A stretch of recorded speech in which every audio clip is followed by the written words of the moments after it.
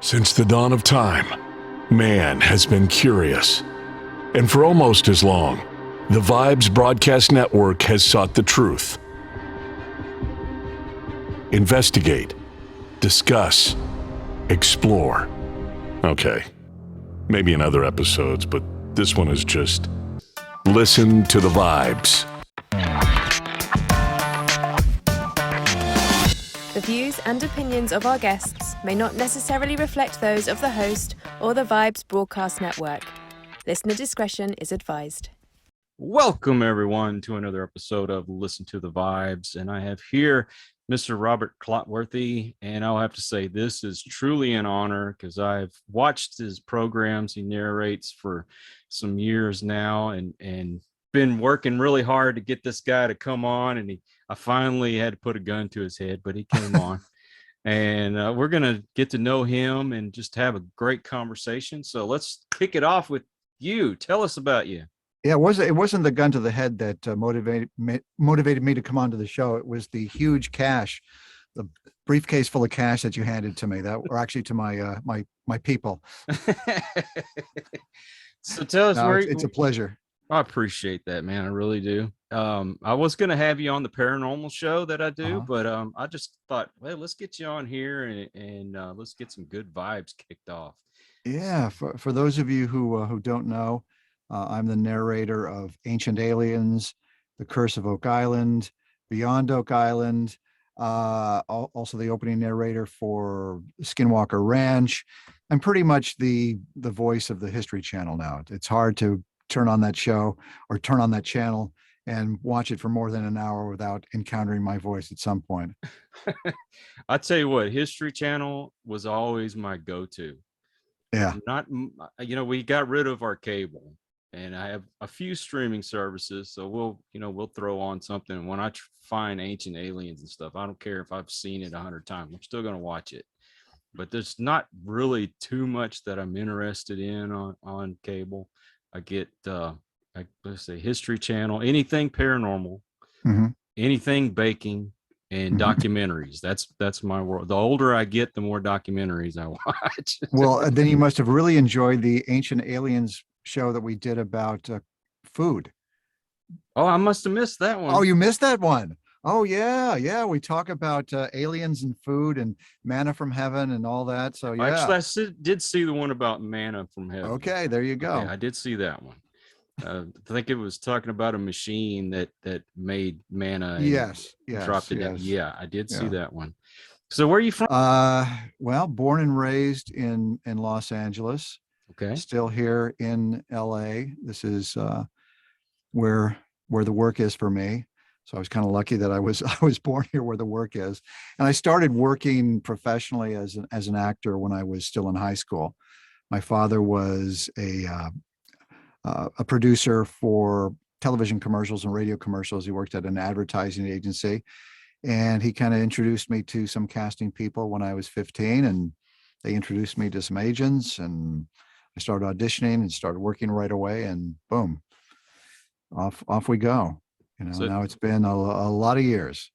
So you prefer behind the camera? It's interesting. I prefer whatever it is I'm working on. Got you. If I'm on camera, great. If I'm recording in a studio, just doing a voice, fantastic.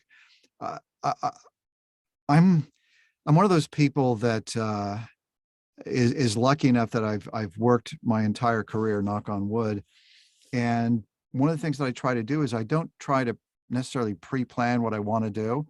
I just take advantage or at least walk through the door when an opportunity arises.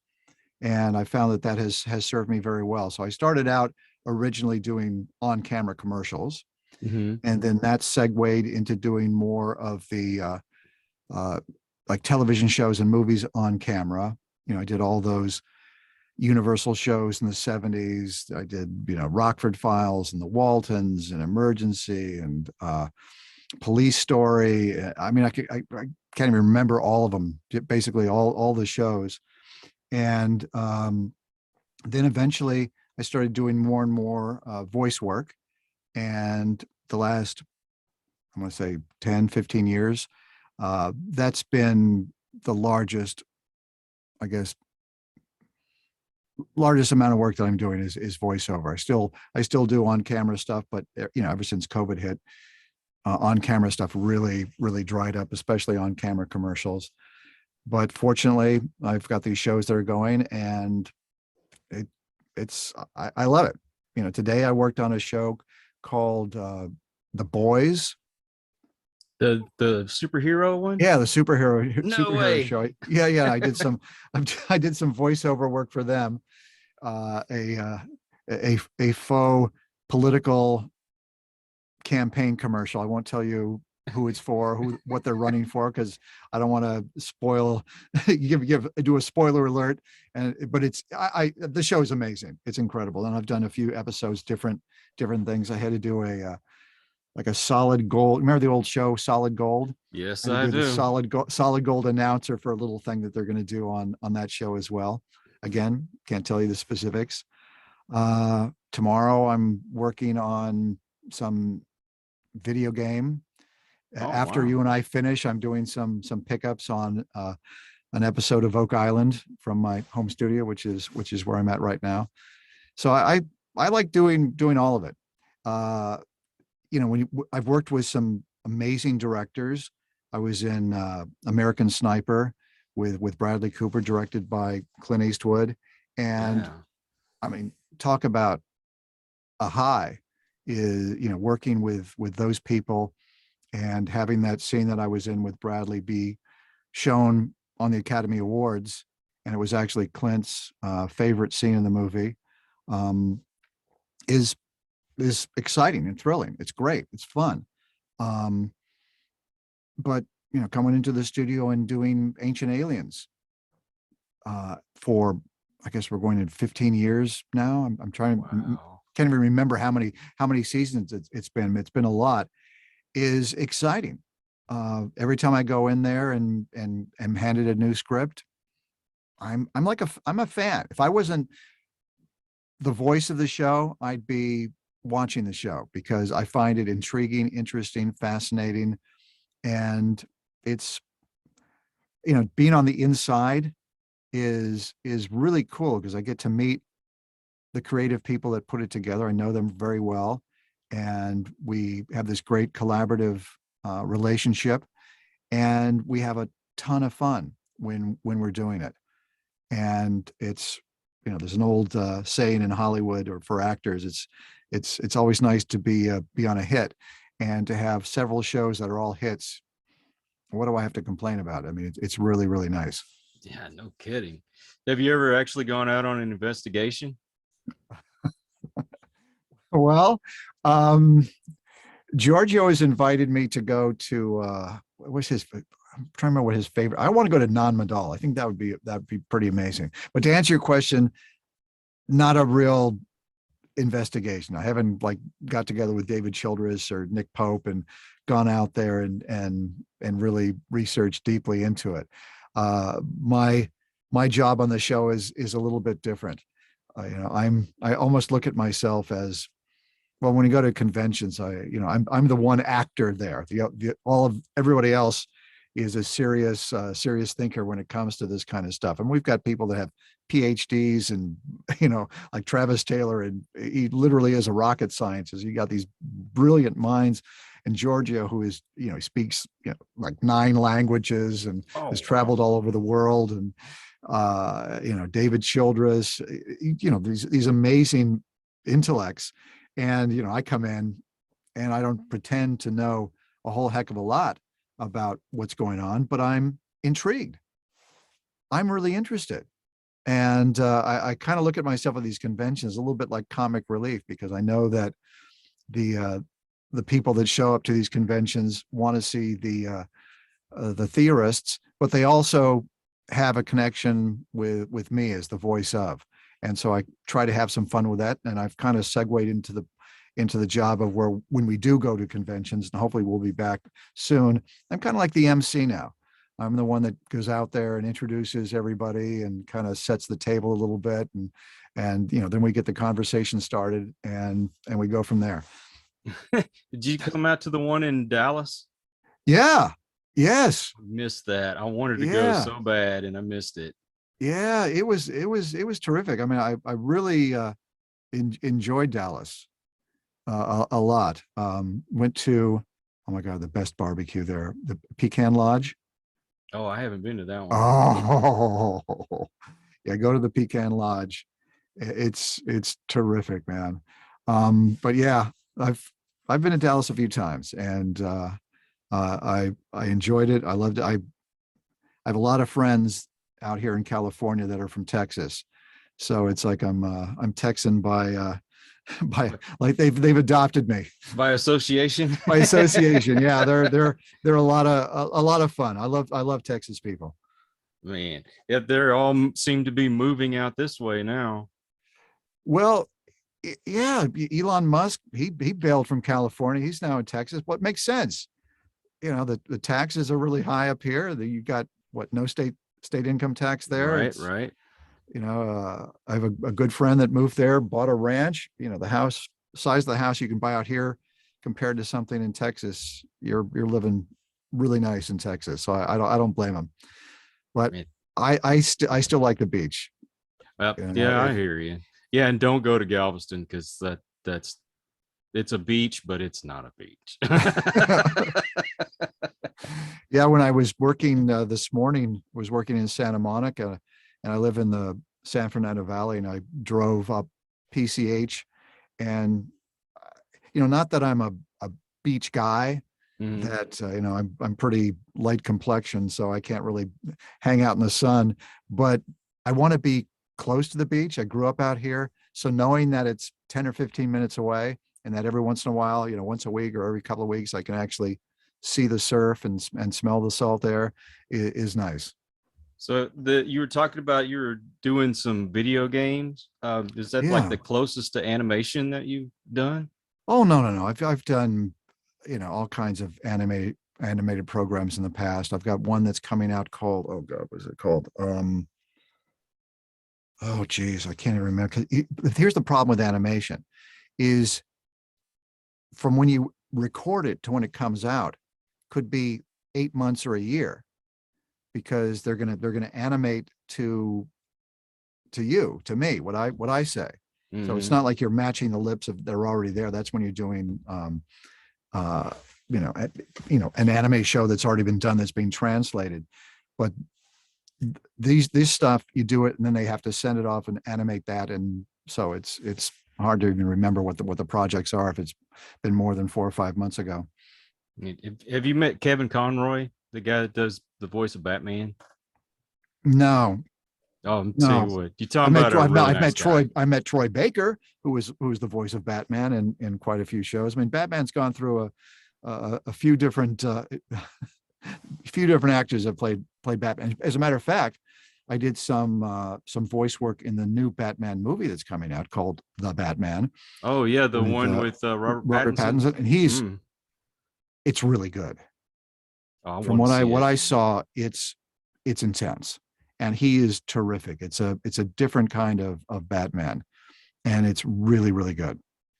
Yeah, I've seen 2 of the trailers from that, and it Mhm. looks like it's going to be good.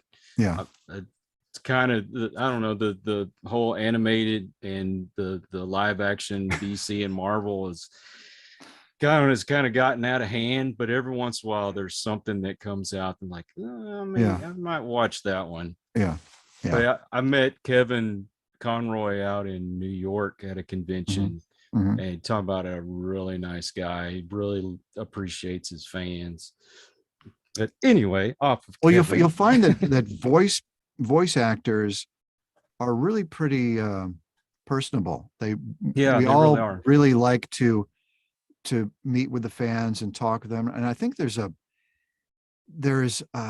very interesting, because there's something about growing up, and there's always some kind of a cartoon that's happening that you experience when you're a kid. Mhm. And so when you actually get to meet the voice of whatever that cartoon character is, there's something very special about that, very unique about that. And I think that for the voice actors, that we all understand that it's our turn to kind of give that experience back the new generation of people. So we really go out of our way to make it as pleasant and nice as possible, because we were all there. We know what it was like to meet that the voice of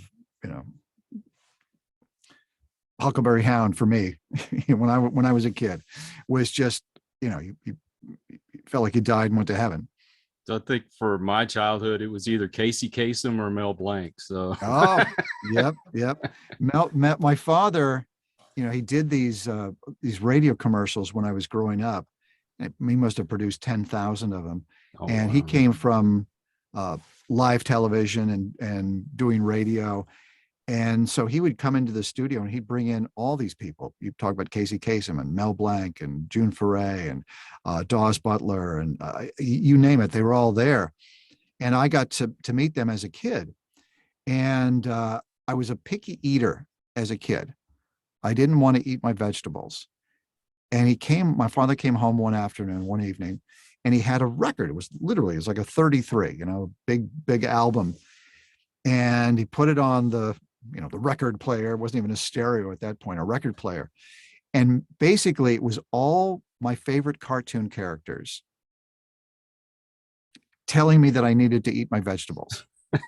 So I would have, Mel Blanc as, Yosemite Sam. You can go, Robert, you need to eat your vegetables. June Foray as Rocky from Rocky and Bullwinkle. And it was amazing. Of course, I still didn't eat my vegetables. You still didn't eat your vegetables. Yeah, I played it once. I went, still not going to eat them. Thanks for the attempt. I always wanted to get into that world of animation. Yeah. Anything like my favorites, of course, was the Bugs Bunny and Woody Woodpecker and the Super Friends, Scooby-Doo, you name it. That was my scene. And although he was mostly known for his illustrations in the paper, Charles Schulz was my hero. And I was like, I'm going to grow up to be him. But my dad said, if you don't go to college, you're going to be a ditch digger.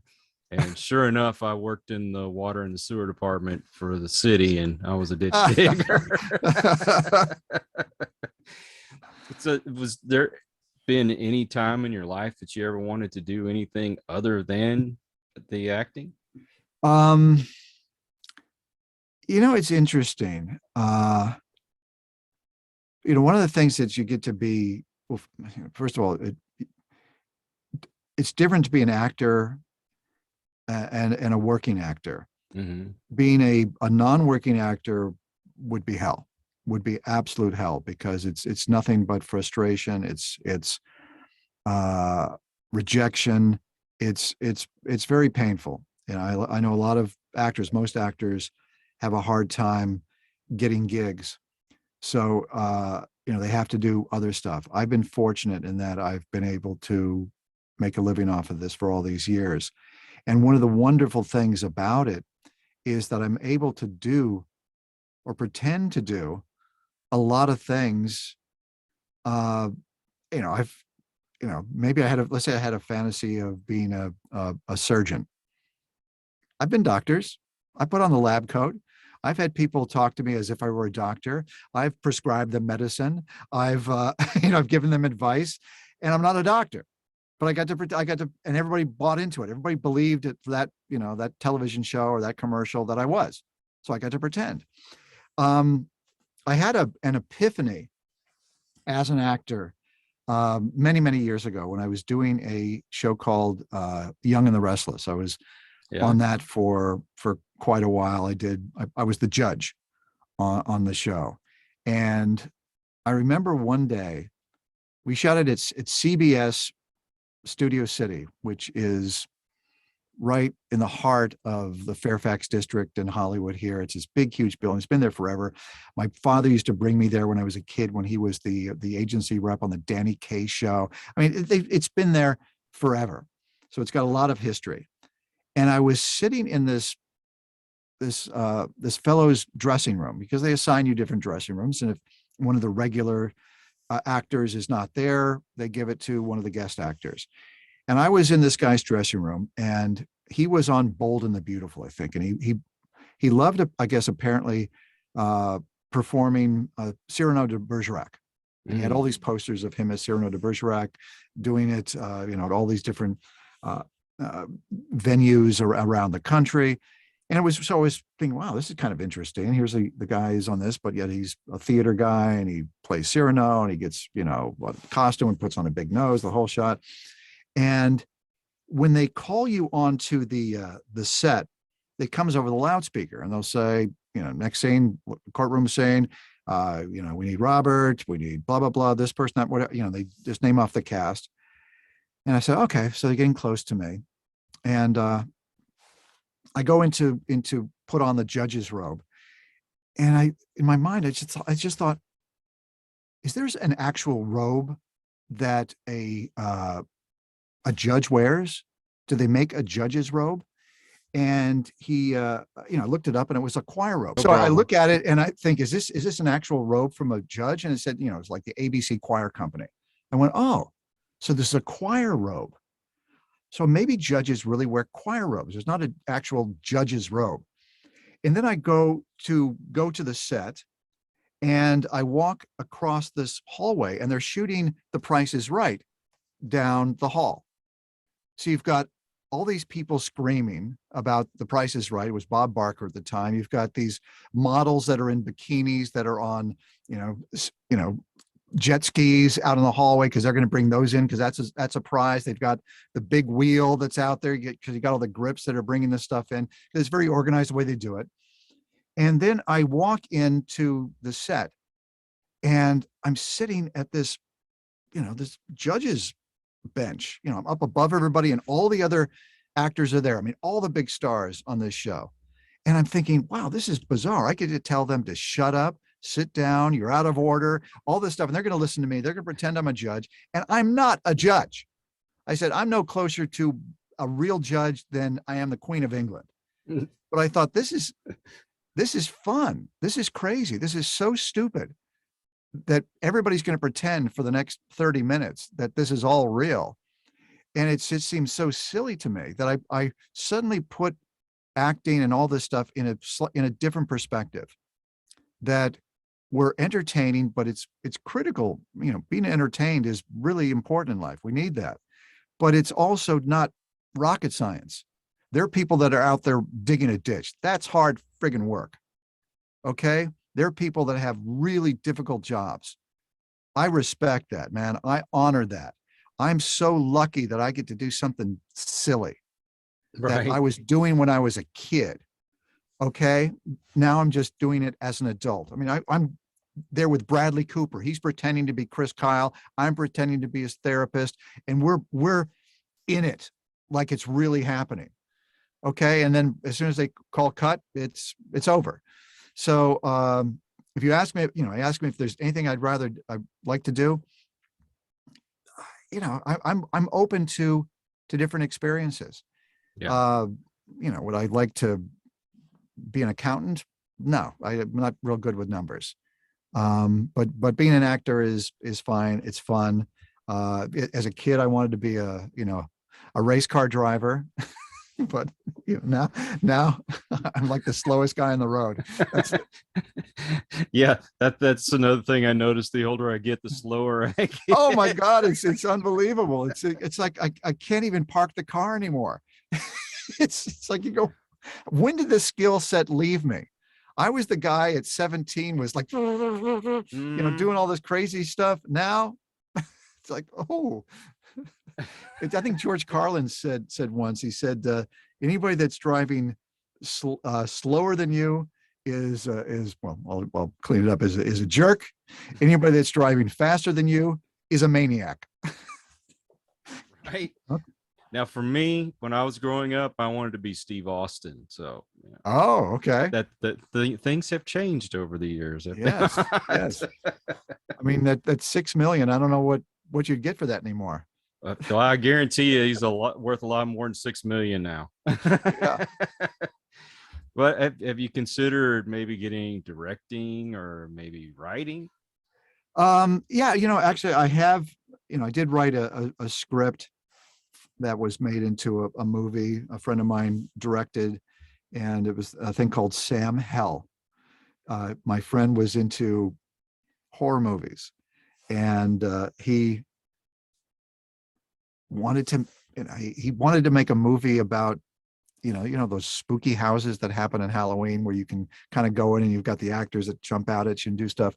Well, he had that as a set for a couple of weeks. He said, Robert, let's make a movie based on that. Can you write it? I said, well, yeah. How much time do I have? He says, a couple of weeks. I said, what? Of course. Yeah, no. It's so literally, I finished the script. I think I was still writing it as he started filming. I told him, I said, we need to take a little bit of time with this. We need to get it right. Writing is rewriting. The first draft is not going to be that great. Well, I lowered my expectations, and I thought, well, if there's one scene in the movie that's good, I'll be happy.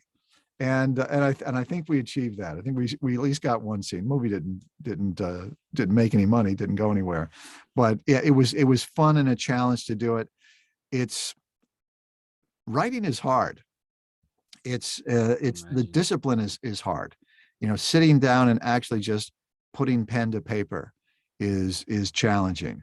I watch this show called Yellowstone now, and the executive producer, who's also the writer, I don't know how he does it, because he writes all these episodes, all these shows, and he also does 1883, and I'm thinking, where does the guy find the time? Plus, he's on the show, and and the scripts are terrific. They're insightful, they're deep, they're complex, they've got wonderful characters. So would I ever be able to do something like that, like be like a showrunner? I don't know, man. That's pretty exhausting. I can only imagine. Yeah. But okay, when you go to conventions, this popped in my head, but do you have those folks that come up to you and say, hey, you remember in this episode and you were talking about this and that, and you're like, you're expected to remember every single solitary thing you've ever done? It's funny. I keep going back to some of these experiences with my father, because he was also the censor on Saturday Night Live, and that had to be fun. Oh yeah, and I was back in New York. This was back in the I guess early '80s, and William Shatner was on the show, and he did a sketch. It was one of the most famous sketches they ever did. Was the Star Trek convention sketch. And I was in New York. I would go back each year to spend a few months there to try to, try the acting out there and see how that was when there were actually different seasons. And he called me up and he said, hey, you want to be on the show tonight? I said, sure. Yeah. I said, will they pay me? He goes, yeah, they'll pay you. He says, we need guys with glasses, because we're doing a Star Trek convention sketch. And, I was a young guy with glasses. So I was in that sketch, and the whole sketch, if you've never seen it, is about William Shatner dealing with exactly that, where people are asking him, in episode 32, when you put in a combination on the lock to get into what was the combo? And he's like, I don't know, how can I remember these things? So yeah, people do ask me. It's hard to remember all the episodes, obviously. I mean, we've done well over 200, but that's where the experts come in. That's where the theorists. I hand that over to the theorists. I've had people make corrections, like, for example, for the longest time I said Nevada incorrectly. I would say Nevada. I don't know why. I don't know if it was my Southern roots. My Tennessee mother was in my head, but I would say Nevada. And I was at a convention, and a couple came up to me and said, we're from Nevada, and it's Nevada. I went, okay, I won't make that mistake again. Well, I must be wrong too, because I say Nevada too. So. It's Nevada. If you're in Nevada, they say Nevada. Maybe that's it. Because my mother was from Tennessee, so I think maybe that's it. Every once in a while, a little Southern twang will come out. I'll say spigot as opposed to faucet. Wait, it's not that? Yeah, no, it's out here. It's a faucet. Everywhere else in the South, it's a spigot. Yeah, I get picked on because I don't say Coke, I say soda water. I thought that's what it was called. That's what I Yeah. was always told, is soda Yeah. water. Or we have a town near here. It's called Burnett, Uh-huh. and people will come in and call it Burnett. And Yeah. the saying in that town is, "It's burn it, darn it, now learn it." Well, now I know, because if we ever do a show that's in Burnett, because I would have defaulted to Burnett. But usually when I get those pronunciations on the show, if there's something I don't know, I don't guess, I ask. And we have had to make some corrections. In fact, there was one guy contacted me. Apparently I said, what is it? It's not Nova Scotia. Oh, goodness gracious. No, I can't remember the province in Canada. But I said it whatever it was, incorrectly. Newfoundland. I said Newfoundland or something like that, and it's Newfoundland. Okay, got it. I can imagine the Canadians with their pronunciations. Actually, somebody actually congratulated me the other day on my pronunciation. I think it was on Oak Island, because I said something about the Concepcion, a Spanish galleon, and it was a long Spanish term, and that I apparently did it pretty well. I love having the Canadians come on my show, because I'm always like, yeah, hosers. And the big, Bob and Doug McKenzie. Oh yeah. I'm surprised how many Canadians don't know who Bob and Doug McKenzie are. I'm like, how do you not know? But you've had people come up and tell you all these things. Who's been the craziest fan that you've encountered so far? The truly crazy ones, I try not to interface with too much, because sometimes you'll get an email that's as long as a horse's leg. It's just this long, and it just is just bouncing off the walls. There was one funny thing that happened with a fan. There was one thing I like to do, even if people are not fans of the show, and there's some people that are not, shockingly, they're not fans of the show, and some of them even pick on me as the narrator. They assume that I have, I guess, say in what the script is. You're just reading. And they said, why do you have to introduce every single person every time? We know who they are.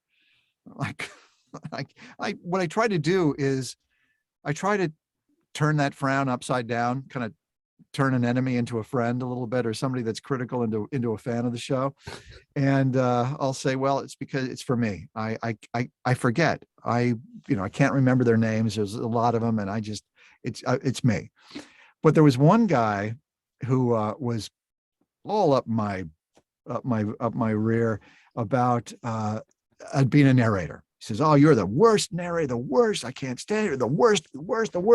I said, he said, I could do better than you. And I thought, you know what? Let's put a challenge out there. I said, okay. So I said, I'll tell you what. Let's have a narration off. I said, I'll send you a little bit of a script from Ancient Aliens. You read it. I'll read it. We'll put it out on Twitter or whatever the heck it was, and we'll let people decide which is better. Who's the better narrator? And I go, okay, all right, we'll do it. I was like, okay, fine. So I sent it to him, and to his credit, he it was like a week goes by, and he contacts me, and he's kind of humbled at this point. He goes, because I've been working on this script for a week. Of course, when I get it, they hand me the script, and that minute, I start in 10 minutes and I'm doing an entire script. I don't have a week to work on it and rehearse.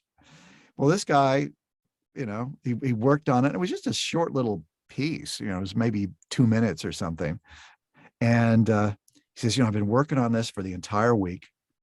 He goes, I brought my daughter in, and I told her that we had this little competition, and I read it to her, and I asked her what she thought.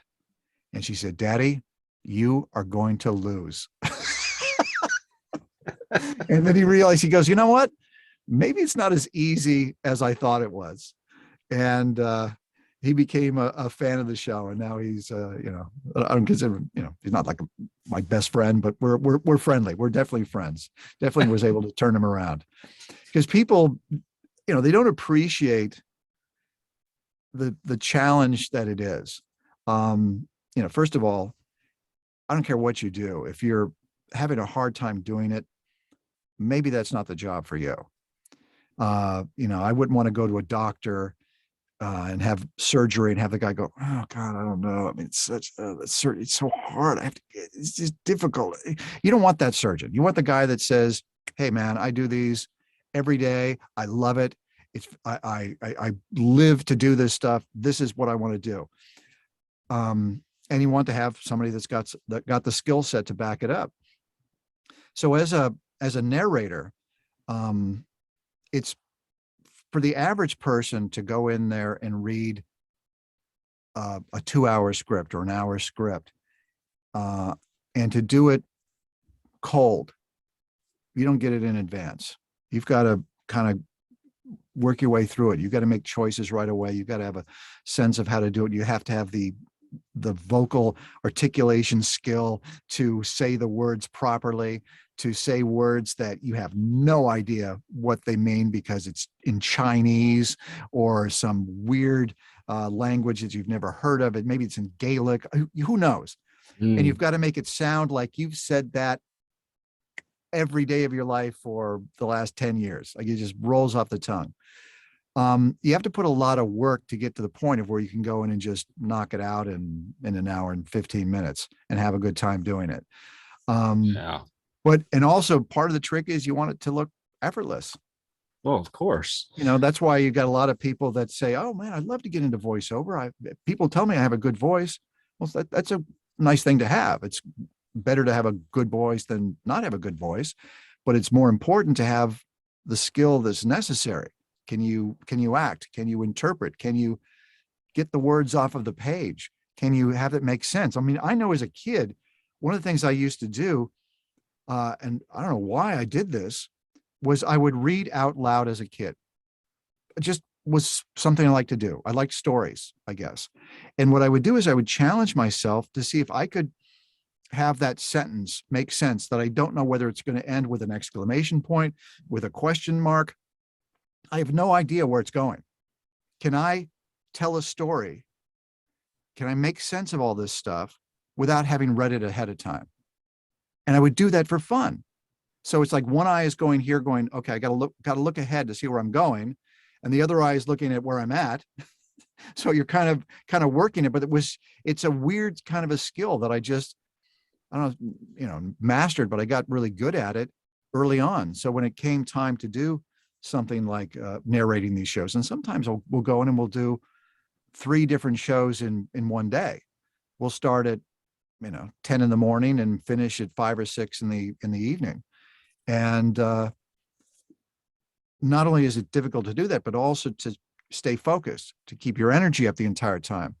Because if I'm tired and they record it, that episode, I'm going to be tired forever. It's like if you're an actor, if you're out of it, you're tired, you're going to be tired forever on camera. That performance is going to survive you. It's going to last longer than you will.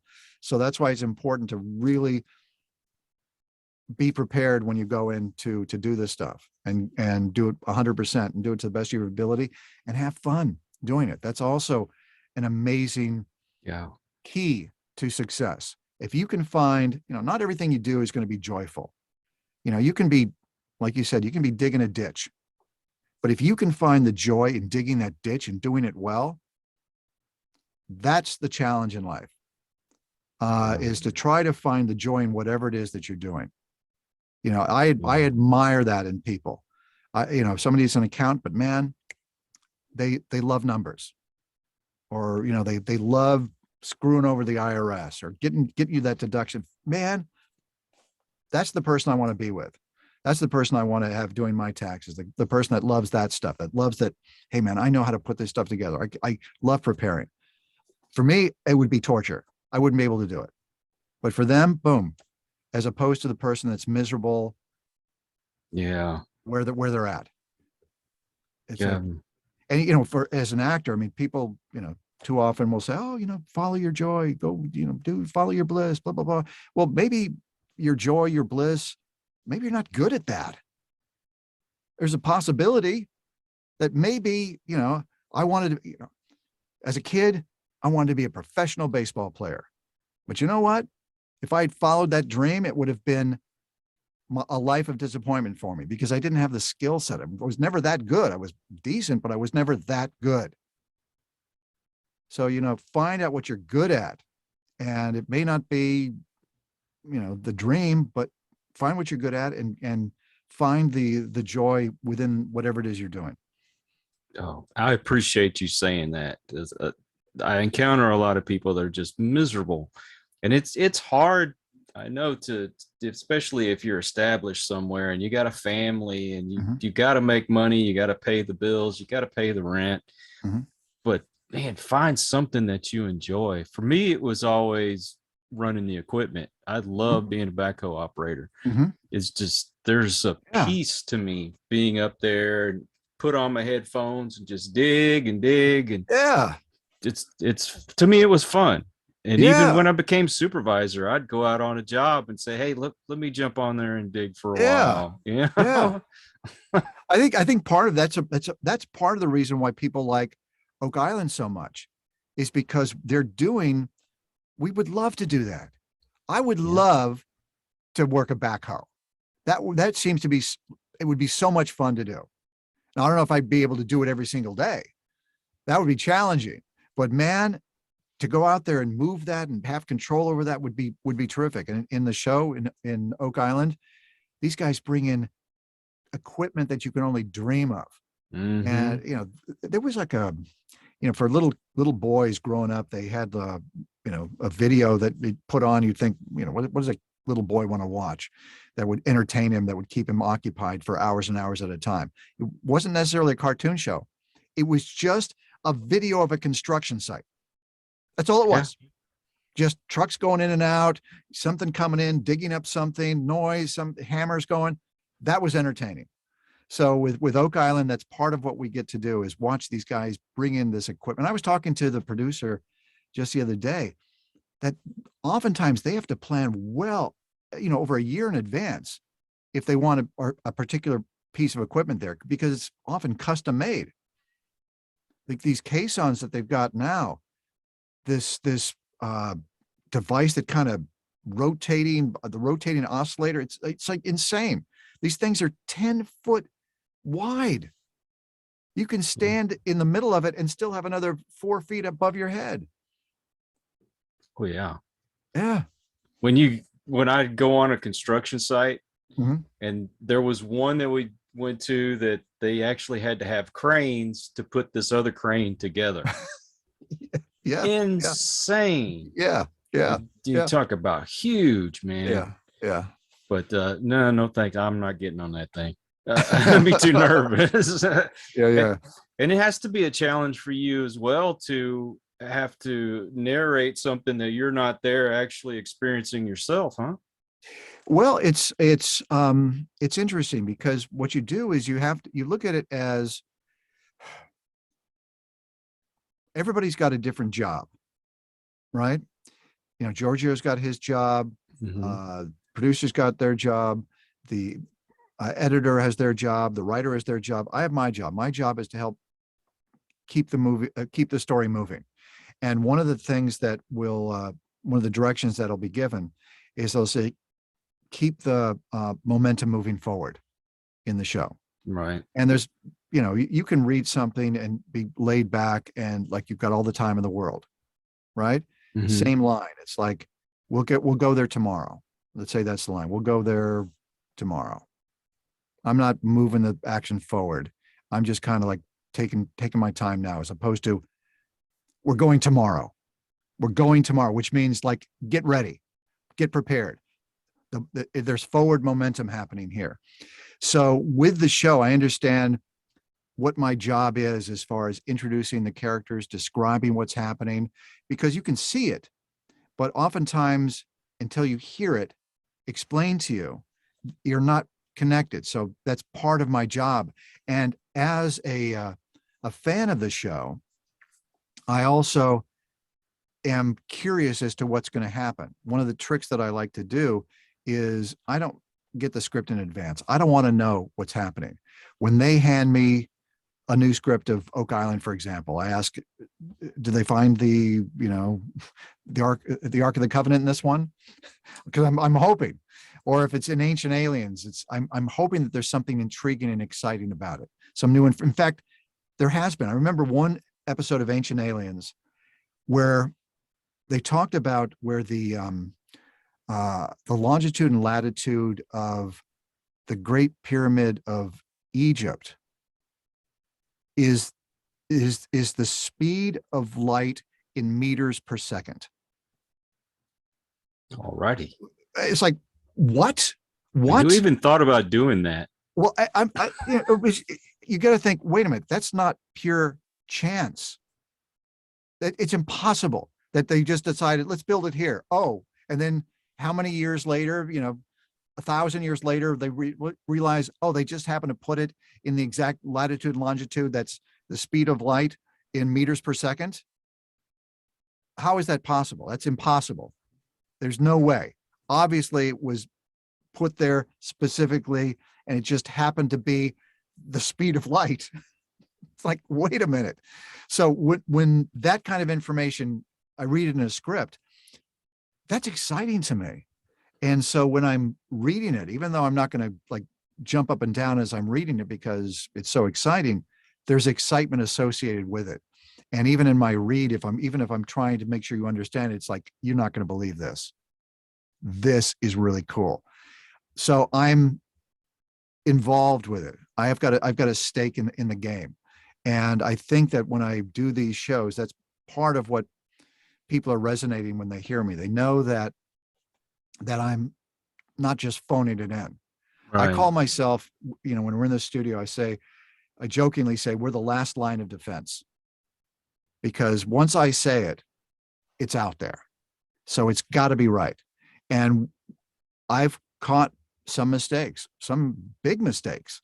Mm-hmm. And even if it's a pronunciation, or even it's like a God, what did something the other day? What the heck was it? It was like a date or something. I said, this can't be right. This can't be right, because it just doesn't make sense. I looked at it and realized, oh yeah, we're off. The biggest mistake that I noticed on a show that I did was America's Book of Secrets. We were redoing some of the old episodes, and we were talking about the raid where they killed Osama bin Laden. Mm-hmm.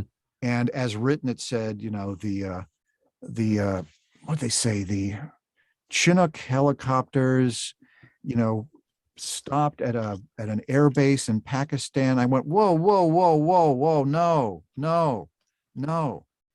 The Chinook is this giant double-bladed helicopter. You can hear it, 500 miles away. So they were stealth helicopters that they brought in it. And number two, the U.S. does not have an air base in Pakistan. No, that was the whole thing, is they were going without telling the Pakistanis. This was a secret mission. This was more dangerous if they were discovered. So no, there was not an air base there. And fortunately, we made the corrections and made the changes so that it was more accurate to what actually happened. But to their credit, I have to say that the shows that I work on, if it's Ancient Aliens, Curse of Oak Island, any of those shows, if there is a factual mistake, if we happen to just put in some information that's incorrect, we'll go back and change it. Even if the show's aired, we go back and change it. That happens, I won't say quite often, but it does happen. In fact, we did it a few weeks ago with something. I had one person contact me because I said, God, it was like a metal that it was either conducted electricity or it repelled electricity. I can't remember what the heck it was, but we had it opposite. And some guy just happened to mention it to me. He sent me a tweet, and I mentioned it to the producer. I said, this guy told me, dang, if 2 weeks later, we're not going back in the studio and making that correction. Dang. So if something happened on a specific date, it really happened on that date. Right. So how disappointing is it when you have something that you get excited about, it gets debunked? Well, there's always people that are going to, pee in the Cheerios. Yep. Their lot in life is to not have any fun, and they don't want anybody else to have fun. Whether you believe that aliens have come to Earth or not, or what the evidence is, it's pure speculation. Until we've got the moment where the spaceship lands on the White House and the little green man or woman walks out and says, "Take me to your leader. I'm from, Neptune." There's going to be a question associated with it. I think there's more evidence to support that there's something out there than there's not. It just makes sense. I mean, the universe, if we truly think that it's infinite, there's probably a lot of planets that are very similar to Earth, and why wouldn't there be life on some of these other planets? I don't care in fact, if you're religious, it even makes more religious sense that God, why wouldn't he want to populate the universe? And if you're a scientist that is doesn't believe in that, why can't you accept the possibility? Or we have life here on this planet. We don't know. Why couldn't it happen somewhere else? Until somebody proves to me how that rock all of a sudden became alive, something had to happen. So people will always debunk. And one of the reasons we don't have people on our shows that are of a contrary opinion is because all they're going to do is say, "Oh, you're wrong, you're wrong, you're wrong, you're wrong, you're wrong." That doesn't move the conversation forward in any way. True. And we respect the audience too much to allow that to happen. It's like the late Kevin Burns, who was the creator of these shows. He would say, if I was doing and he was a very religious man, grew up as a Catholic. If he was doing a show on the Nativity, why would he have an atheist on it? True. What is that going to add to the conversation? No, we're talking about something that's faith, it's belief. Let's let you decide. We let the audience decide. Now, we've had shows that, I pick on this show only because, to me, I thought it was stretching it. We're talking about Bigfoot. Was Bigfoot some kind of a hybrid human experiment gone wrong by the aliens? I don't know. It seems like we stretched it a little bit. That was not my favorite episode. But at the same time, we'll do a show about the moon, and that's my favorite show, because the moon makes no sense. Makes no sense. First of all, we only have one of them. It happens to be in exactly the proper position and size so that we can have a complete solar eclipse. The Earth is tilted on its axis.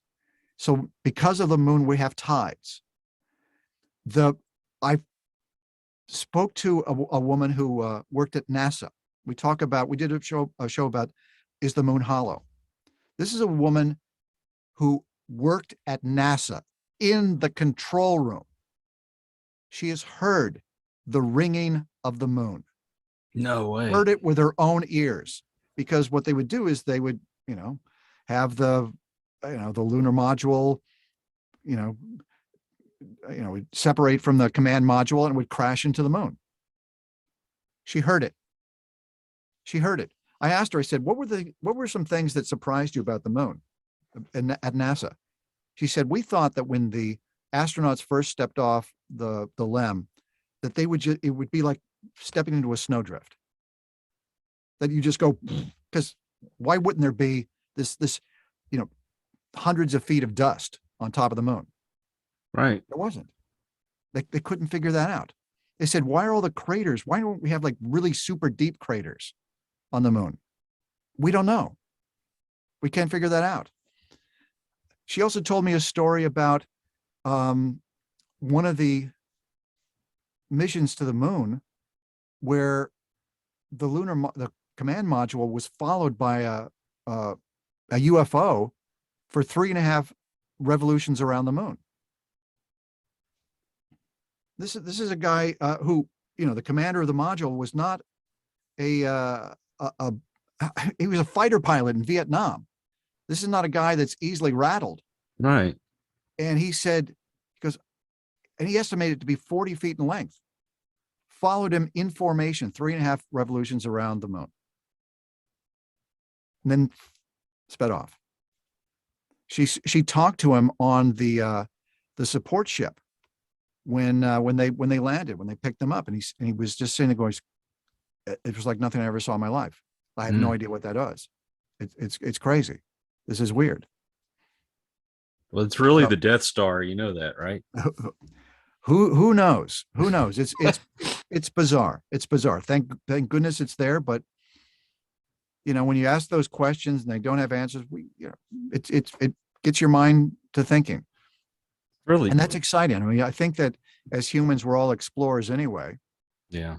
So we're looking for that. We're curious about what's happening, why things happened. One of my favorite question in life is why. As a kid, it's irritating when your parent says, go do this. Why? Why? But for me, as an adult, I wonder why. Not only why did this happen? Why do people think this? Why is this going on?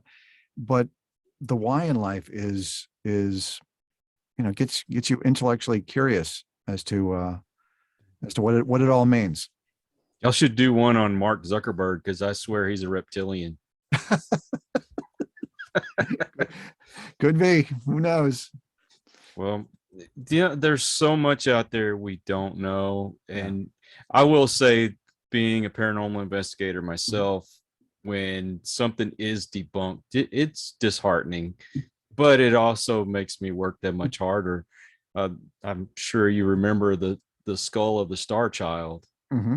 I had the lady that owned the skull on the show, and I was waiting for that definitive proof. And then when she finally said that they did all these tests and realized that it wasn't anything alien, I'm like, well, that sucks. I had that big build up for the show just to find out that it really wasn't true. I'm like, oh, man. It's sometimes it's just the evidence is hidden a little bit, or oftentimes it's right in front of us.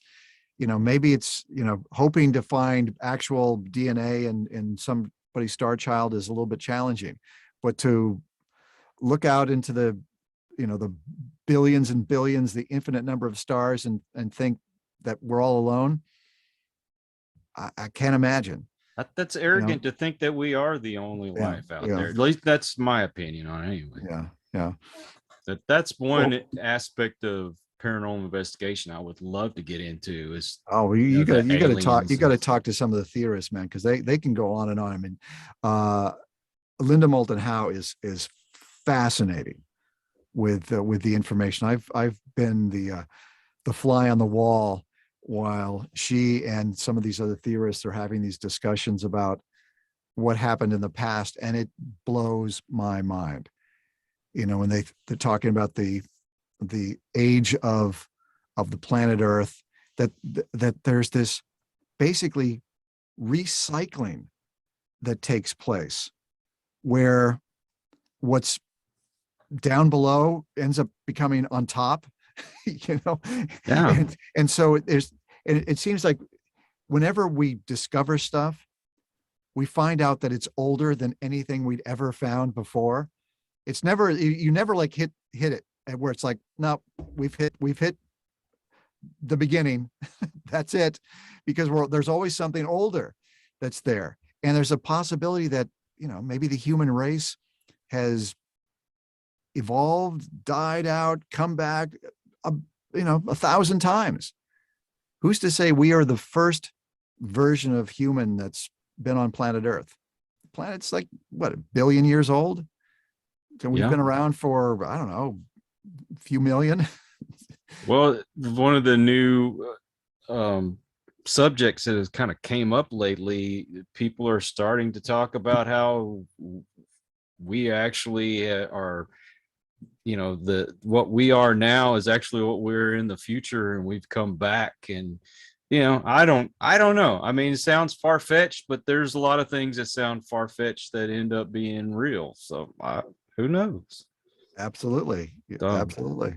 I know you probably know Jan Harzen. He was fascinating to listen to. The guy that, the director for MUFON. Uh-huh. Oh, had him on, and I could listen to these stories forever. I Yeah. love hearing everybody's opinions on Yeah. it, but Yeah. you never know. I've never really encountered anything like that, but I want to. But anyway, wow, it has been so exciting having you on. I don't know what to say. This has really been a Oh, treat this for is a me. pleasure. I know we kind of got into the weeds a little bit there, but Oh, we that's can go down okay. some rabbit holes, let me tell you.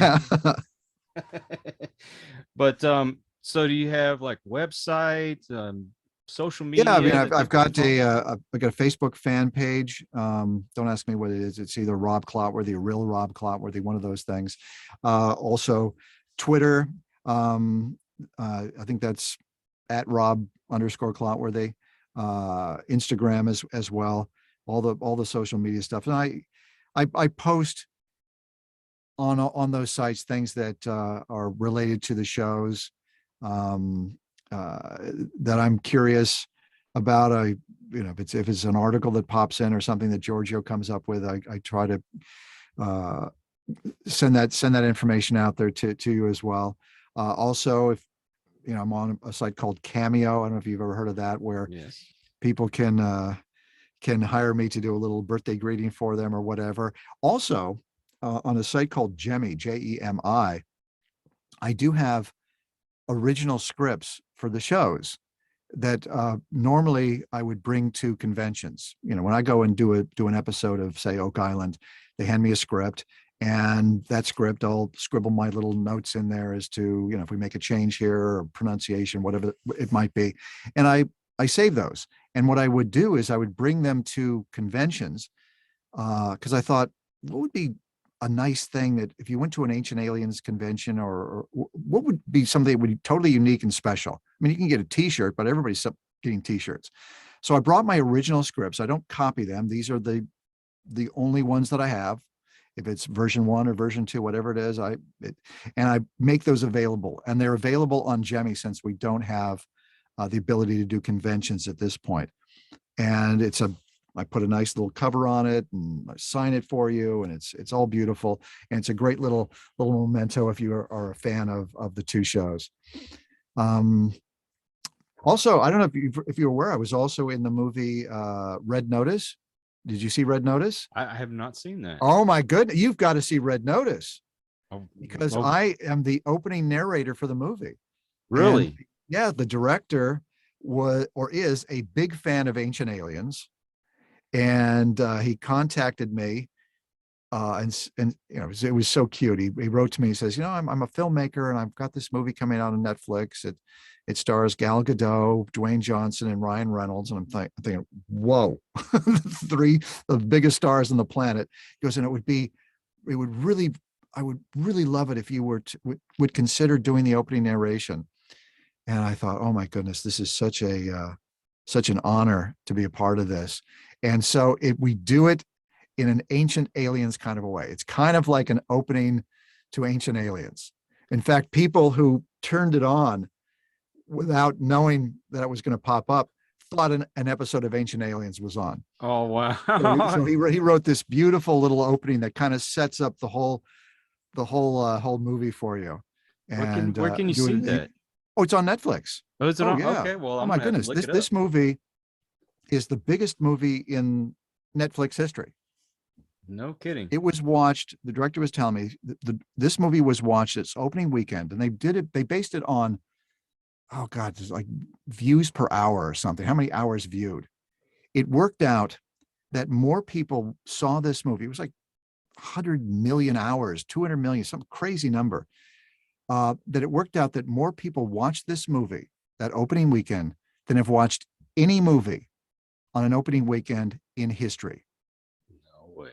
They did like a metric. They said, okay, if it's 200 million viewing hours, we figure there's at least 2.5 people that are watching it each time.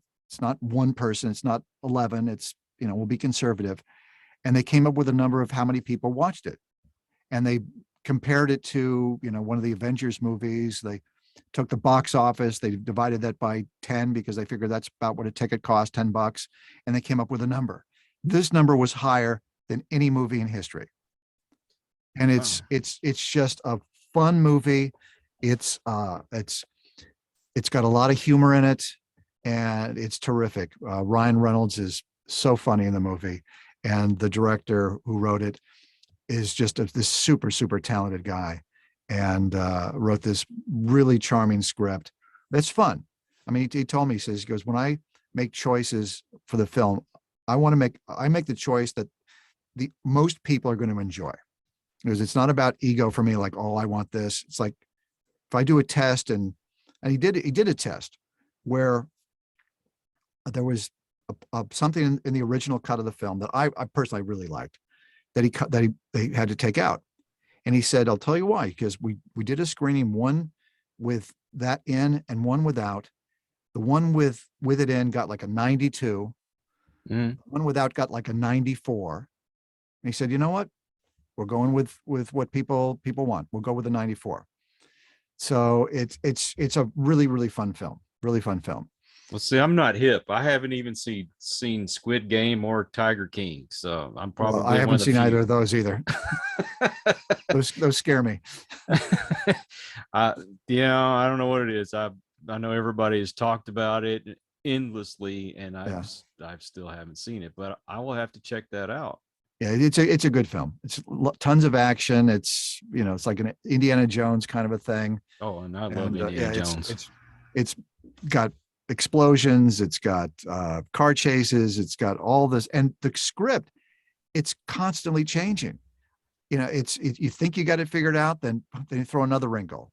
It's just got all these little twists and turns, and it's, as a writer, that's challenging to do.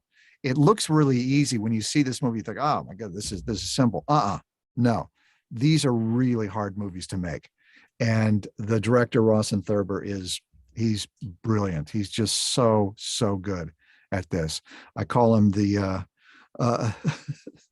new Preston Sturges. I don't know if you know who Preston Sturges was, but back in the 40s, and Rawson is a big fan of Preston Sturges as well. He was known for the screwball comedy. Okay. And where it was fast-paced moving movies. He did like The Great McGinty or Sullivan's Travels.